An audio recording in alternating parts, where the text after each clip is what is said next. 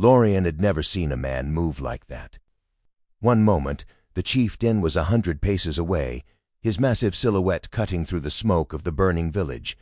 The next, he was standing over Lorien's trembling body, an act still dripping with the blood of Lorien's oldest brother. The blood couldn't breathe.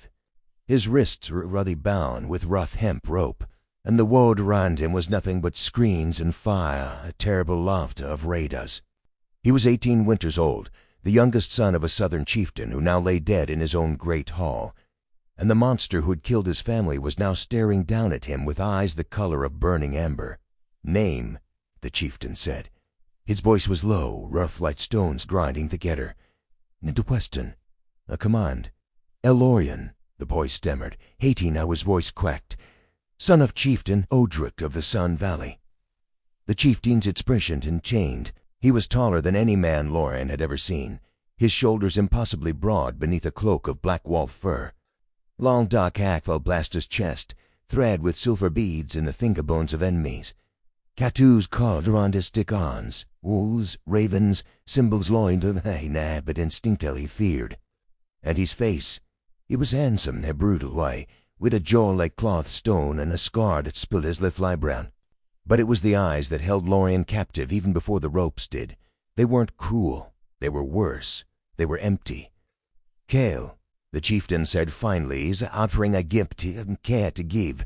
"Chief of the Frostfang clan, you people are mine now. You are mine now." He turned and walked away without another word, leaving Lorien kneeling in the mud beside his bride by. That was the first night, and Lorien would remember every second for the worst of his life. The march north took 11 days. 11 days of stumbling through forests so dense the sun barely touched the ground.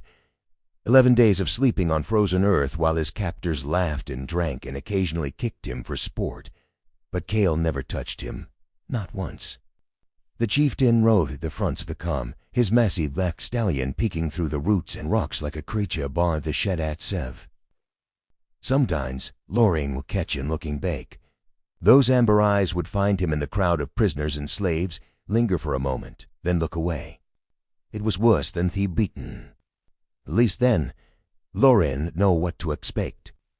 On the third night, one of Cale's warriors, a scarred brute named Dagger with hair, teeth, and hands that smelled of old bite, grabbed Lorien by the hair and dragged him toward the trees. "The chieftain doesn't want to," Dagor hissed, his breath hot and sour. "But I've been watching you, son boy. Point little thing. Let me show you what happens to pretty things in the north." Lorien's heart slan against his ribs. He tried to fight, but he was weak for hunger and sweat, still bound. Dugga tuned her ground style tang to me. And then, van the fun walking. Dugga voice. A boy to pay his throat held by messy hand covered in scars and runic tattoos. Cale stood behind him, his face carved from ice. "Touch him again," the chieftain said, his voice so quiet with a whisper. "I'll car your tongue feed to my wounds while I watch." Duggo scrambled away, pale and shaken. Cale didn't hear Utin go. He be dined Luane, the torn carve his tunic, says crying his cheeks. Vein tied the boy's wrists. "You see my tent tonight," Cale said. It was done for. Lorien followed because he had nowhere else to go. The tent was large of years, lined with furs that smelled of smoke and pine and something else. Something wild and male that made Lorien's stomach turn. Cale gestured to a pile of pots in corner. "See," he had by the entrance. He bade to Lorien, his messy frame walking out of firelight for a sound. To a long time, neither of them spoke. Then Lorien whispered, "Why he lay you?" Cale didn't turn around. "Because you are mine, not his, and I do not share." The words sure terrified Lorien. Instead, they sent a strange heat crawling up his neck. He wrapped himself in furs and pretended to sleep. His mind raised a question he was too afraid to ask. What did Cale want from? Why came around? What protecting his own men? Why did Lorien's heart beat faster every time he went to amber eyes? He didn't sleep that night. He lay awake, listening to Cale's steady breathing, and wondered if the monster had saved him only to devour him later. The Frostfang clan's stronghold sat on the edge of a frozen lake. surrounded by mountains that pierced the clouds like teeth. Wooden walls rose steady, hit high, reinforced with iron and bone. Inside, the compound was a maze of longhouses, workshops, and training yards. At the center, rising above everything else, stood Kale's Whore, a massive structure of black timber and carved dragon heads that seemed to snarl at the sky. Lorien's given a small room attached to the chieftain's private quarters. It had a bed, a hearth, and a window looked out over the frozen lake. It was more than any other prisoner received. He and wine was frostnacked himself a blars. "You will serve me," Kale said, standing in the doorway of Lorien's new room. "You will drink my meals. You will tend my weapons. You will warm my bed when I command it." Lorien's blood ran cold. I won't." Kale stepped closer, and Lorien had to his head back to meet the eyes. "You will," the chieftain said quietly. "Not because I will force you, but because your body will learn to want it. Your body already knows what your mind refuses to accept." He reached out and touched Lorien's cheek, a brush of calloused veins against smooth skin. Lorien flinched, but he didn't pull away. And worse, he felt his skin heat beneath that touch. Kale's lips curved into something that wasn't quite a smile. "Yes," he murmured, "just as I thought." Then he was gone, and Lorien was left alone with the fire and the cold and the terrible, shameful throb between his legs. The days that followed fell into a brutal rhythm. Mornings, Lorien learned to navigate the clan's routines. He built Kale's breakfast, roasted meat, dark bread, meat that smelled of honey and smoke. He learned to sharpen axes and oil swords, to repair leather armor and flesh arrows. The other warriors watched him with a mixture of curiosity and contempt. They called him the Chieftain's Shadow and the Southern Whore. But no one touched him. No one even came close. Because Kale was always watching. Lorien will feel those amber eyes on him for across the yard, from the eye sees in the grey hole, from the shares of the lames. It was a constant pressure, a weight that never lifted. And slowly, against every instinct he had, Lorien began to crave it. At night, Kale would call into his chambers. To take him, not yet, but to be nean. "Undress," Kale would say. Lorien would obey with shaking hands. He was then naked in the firelight while Kale sat on the edge of the mess's bed, those brimming eyes traveling over every inch of his lean body. "Turn," Kale would command, and Lorien would turn, his face hot with shame, his body responding in ways he couldn't control. "You are beautiful," Kale said one night, his voice softer than Lorien had ever heard it. Untouched, unmarked, but not for long. He reached out and traced a line down Lorien's chest, from his collarbone to his navel. The touch was feather-light that sent lightning through Lorien's entire body. He gasped, his hips jerking forward, and Kale's eye darkened. "There is," a chieftain whispered, "a hunger you don't understand yet. I will teach you, Lorien. I will teach you what your body was made for, and by the time I'm done, you beg for my touch." Lorien tonight, wicked thing he would never beg crying this monster who had killed his fang. His body was all ever trained in, or he leaned into that touch, Ray Crane more. And Kale knew, you're you. Weeks passed, a snow-found note fell again. Lorien stopped counting the days. He stopped counting anything except the moments between Kale's touches. The chieftain was teaching him slowly, deliberately, the way a hunter teaches a wolf pup to trust his hand. First, Kale taught him to touch. "Your hand is soft," Kale said one night, guiding Lorien's fingers across his scarped chest. "Too soft, they will moan." Lorien traced the ridges of old wounds, the hard planes of muscle that have the coarse hair that spread across Kale's torso. He felt the chieftain's heartbeat beneath his palm, steady, powerful, like a drum calling warriors to war. "As a dreamt?" Lorien whispered, his fingers brushing a particularly deep scar, Kale's heart. "Yes," Kale said, "every day. But pain's a teacher. Ever and much." He covered Lorien's hand with his own, pressing it flat against his chest. "This is what you do to me, little son. You make my heart beat faster. You make me feel things I buried long ago." Lorien looked up, and for the first time he saw something other than emptiness in Kale's eyes. There was want there. There was hunger. But there was also something fragile, something almost afraid. "Who hurt you?" Lorien asked. Kale's jaw tightened. "Someone I liked, someone I couldn't say. That was another life, nigh me." He peeled Lorien close, a life-wide touched. You are not him, but you remind me of what it felt like to feel. Then Cale kissed him. It was the first time. Soft at first, almost tempted him, as if the great ruler was afraid to bring something precious. But then Lorien laid it smooth on, then surprise wanting, and Cale's control shattered. He kissed Lorien, might have running me and gasping for they'll, to sense tangling the place del Cale, his belly pressing him pick against the furs. Lorien had never been kissed before. He'd know that a mouth could taste like meat in winter, desperate knee. He didn't know that a man's tongue could mat the inside of his lips lean trembling. When Cale finally pulled back, both of them were breathing hard. Not tonight, Cale said. Then his voice was strained. Not until you asked me. Not until you meaned. He rolled into his back, pointing Lorien against his side. Sleep, tomorrow we begin again. And Lorien, his lips still tingling, his body aching in ways he couldn't name, closed his eyes and dreamed of amber fire. And breaking point came at a night when the northern lights painted the sky in ribbons of green and violet. Cale had been distant for days, withdrawing to a silence that felt like a physical wound. Lorien didn't know what he'd done wrong. He only knew that the chieftain's eyes no longer found him crusty-eyed, that his touches had become brief and businesslike. They wrapped more than it should have. On the seventh night, Lorien couldn't bear it anymore. He at his room walked to Cale's chambers without being seen. The doors unlocked. Inside, Cale sat on the edge of the bed, a drinking horn in his hand, staring into the fire. He hadn't become the marine engine. Isn't be, Cale said quietly. Why? Lorien asked. Why should he weigh? Cale's laugh was bitter. Because I am poison, little son. Everything I touch, I destroy. I destroyed him. I will destroy you. Lorien crossed the room and knelt before the chieftain, taking the drinking horn from his hand. Now destroy me, he said, voice steady despite the fear pounding in his chest. Don't leave me in his darkness alone.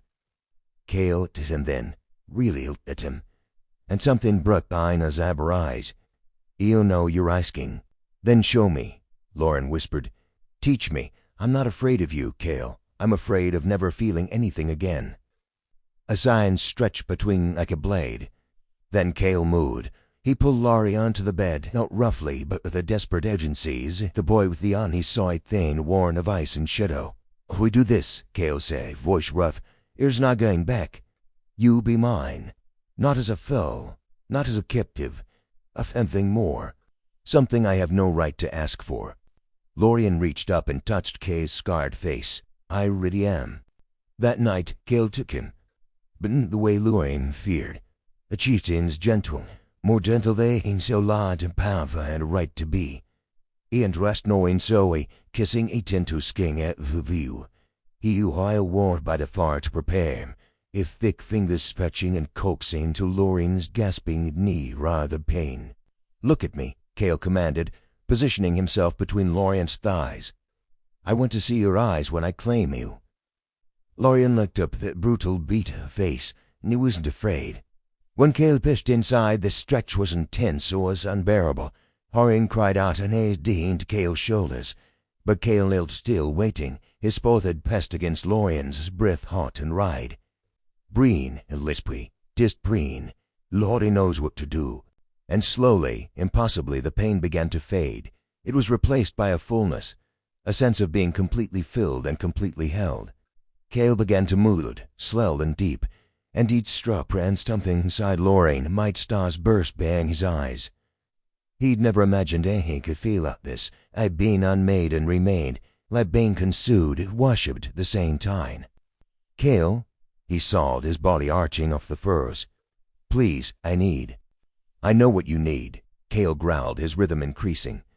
You need to come apart in my arms. You need to scream my name so the whole clan knows who you belong to. He drove deeper, Hongdu, and Lorien shattered. Pleasure crashed in wave after wave, his body clenching on Cale's length as he cried out Chieftain's name to the rafters. Cale followed moments later, burying himself deep and splaying a seat inside Lorien with a groan that sounded like both agony and ecstasy. They lay tangled together afterwards, sweat cooling on their skin, the fire crackling softly off. Kale's arms are wrapped around Lorien like iron bands, as if he was afraid the blow would be. "I mean what I said," Kale moaned to Lorien's hand. "You are mine now, not because I own ye, because you chose me." Lorien passed a kiss to the sky of the Keel's heart. "And you are mine, chieftain of the Frostfan clan, whether you like it or not." Kale's laugh was rough and surprised, like the first crack of ice in spring. "I suppose I am." They slept like that, wrapped in each other, and for the first time in years, Kale had not dreamed the dead. But the North did not allow happiness to flourish unchanged. 3 weeks later, a rival clan attacked the Frostfan stronghold. Denker, the same root who had tried to take Lorien in the forest, had joined forces with a warlord from the eastern mountains. They came at dawn, a tide of screaming warriors armed with axes and torches. Kale met at the gates, his great sword saying a song of blood and iron. Lorien watched from the shies of the lies, his right in his throat, as a lover cried through way that away of enemies. Kale was magnificent, a force of nature gone to in form. But even the strongest warrior can be overwhelmed. Lorien saw it happen, saw Decca's blade slip past Kale's gar, saw the steel bite deepen the chieftain's sigh. Kale fell to his knees, blood pouring between his fingers, and the world stopped. "No," Lorien whispered. Then he was running. He never wanting. He didn't have a playing. He only knew he would not let Kale die laying. Before he could reach the chieftain, a massive hand grabbed his arm and spun away. Dagger stood there, his face spling a bloody grin. "The whore runs to his master," the word lapped. "Hot-tutton, I'll make sure you watch and die. Then I'll finish what I started in the forest." He raised his axe, and Kale, bleeding, broken, somehow stilting, drew his sword through Dagger's back. The brute's eyes went wide. He crumpled a sound, and Kale collapsed beside him, his face was pale the winter snow. "Kale!" Lorien knocked to his knees, pressing his hand against the wood in the chieftain's side. The dirt was hot in the letters, soaking through his fingers no matter how high he pressed. "You can't die, do you hear me? You can't." Kale's amber eyes found his, and for once they weren't empty. They were full of light, full of something that looked like peace. "I told you," Kale whispers, thus fading. "Everything I touch, I destroy." "Not this time," Lorien sighed. "Not me. You hamed me, Kale. Now let me save you." He knew the gods were listening. He not his prayers maintains first land of blood and iron. But he prayed anyway. He prayed to the son of his childhood, to the wolves of Kale's people, to any power that would hear him. And somehow, impossibly, a bleeding slowed. Kale's recovery took 2 months. 2 months of Lorien changing bandages, forcing broth between cracked lips, fighting off infection of herbs and stubborn determination. The other warriors kept their distance, watching the southern boy with something to my respect. When Kale finally opened his eyes and spoke his first full sentence, "You're still here?" Lorien burst into tears. "Of course I'm here, you idiot," he said, laughing and crying at the same time. "Someone has to keep you from getting yourself killed." Kale reached up with a trembling hand and cupped Lorien's face. "I dreamed of him," he said quietly. "The one I lost. He told me to go, to stop punishing myself. He said you were a gift, and I should not waste you." Lorien leaned into that touch. "And what do you think?" Kale's traced the line of Lorien's jaw. "I think I'm the luckiest master in the North." When Kale was start to stand equally gathering the clan, he stood before and leaned staff at Lorien to side. "This boy," Kale said, "is the time touched aside yard with by to cut it, as a prize. But he's proving such store there a warrior I know. He saved my life. He saved this clan. From this day forward, hidden to throw, I cut thee, he's my equal, my mate, my heart." The clan was silent. Then one by one, warriors knelt. Lorien stared at Kale, his eyes steen. "He have to do that," whispered. "Yes, I did," Kale said. "Here's who I seek that key in the dawn. You're my born and unspoken prince, and I want the whole world to know." That night they stood on a frozen lake, the northern lights dancing overhead like the souls of warriors. Kale took Lorien's hands in his own, spoke words in the old tongue, words of binding, of protection, of love that defied death itself. "I don't understand what you're saying," Lorien admitted. "That would teach you," Gel said. "That is a taught me to feel again. We will rage with the sun, every day, until the snows welt and the mountains cool." He passed a kiss to Warion's forehead. His lips warmed despite the cold. "You are my home now, and I am yours." Lorian looked up at the man your this family catch with his body and somehow, against all reason, earned this heart. He should hate him. He should run. He smiled. "Teach me," he said. "Teach me everything." And Kale, the ruthless chieftain, the silent wolf, the meister who home now to Naum, smiled back. And for the first time, Louis, and I see him smile, it would no be lost.